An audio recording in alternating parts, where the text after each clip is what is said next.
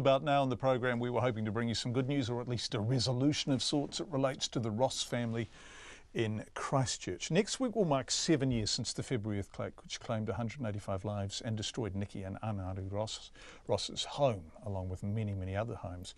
For more than 2,500 days, the family has been unable to live in their house due to 2 failed repairs by EQC for which it has admitted fault, including on checkpoint.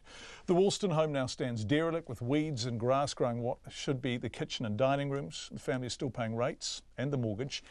EQC's General Manager of Customer and Claims, Tris Keith, appeared on Checkpoint 2 weeks ago tonight, pledging an offer of cash settlement within 2 or 3 weeks. So far, that hasn't happened. In fact, after that interview, EQC appointed Barry Searle as the family's new claims manager and is commissioning another rebuild estimate. Yes, another one, 7 years on, and Nikki Ross is not happy. I think it's frustration, John. I've been expecting a settlement, a resolution, when we were under the impression August last year that we were going to rebuild. So I feel there's a lot of empty words that are coming.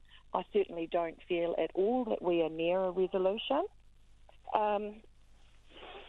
We're exactly where we were 2 years ago.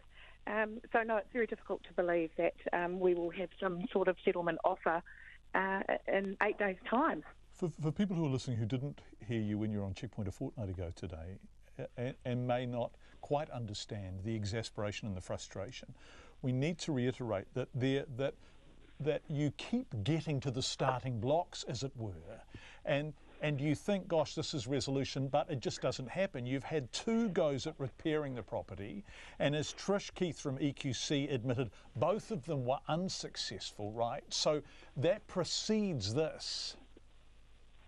That's correct. And so then in August last year, we were told that this was EQC's mistake. The house needed to be rebuilt, and EQC would foot the entire bill for that. Now, that has again changed. So in the last 2 weeks since I've spoken to you, EQC is now calling for new quotes on the cost of the rebuild.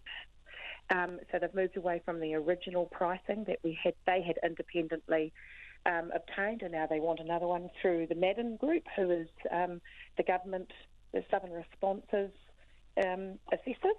So we've actually declined that and said, no, we're not prepared to have one of your government agencies putting a quote, and we want another independent quote. Well, sorry, forgive me. So 7 years on, you've had 2 unsuccessful attempts at a repair, and they were dismal failures. Not even close to being successful, and they are now going back to get another estimate on the cost of a rebuild. That's correct. But I thought you weren't going to get a rebuild. I thought you were going to get a full cash settlement so you could actually just get on with your life. That's what we want. We're not prepared to accept a rebuild now. We want a cash settlement so we can get on with our lives. As I have clearly stated, we don't wish to rebuild on that site anymore. We're living in a new community that we're forced into 2 years ago. That's our home now, John. We want to be able to be paid out and moved on, as we would have if we were covered by our insurance company. We could have taken a cash settlement and bought elsewhere 7 years ago, 5 years ago, and 2 years ago if they hadn't failed us, they being EQC.